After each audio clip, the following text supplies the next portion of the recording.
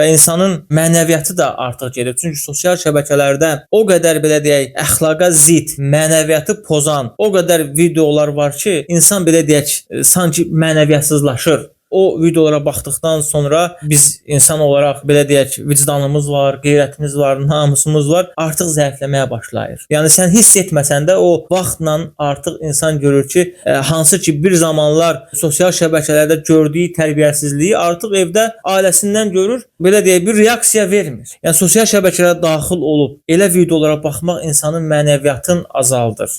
Dünyavi tərəfdən isə insana psixoloji təsir edir. Yəni insan artıq depressiyaya düşür. Məsələn, sosial şəbəkələrə bağlı olan şəxslərdən indi eşidirik ki, yəni internet olmadıqda sanki o belə deyək, o siqaret alətçiləri var. Siqaret olmayanda necə təlaşa düşürlər, siqaret axtarırlar, hətta yol çıxırlar, zəng edirlər ora-bura siqaret üçün alətçilər. Yəni belə görmüşük insanlar.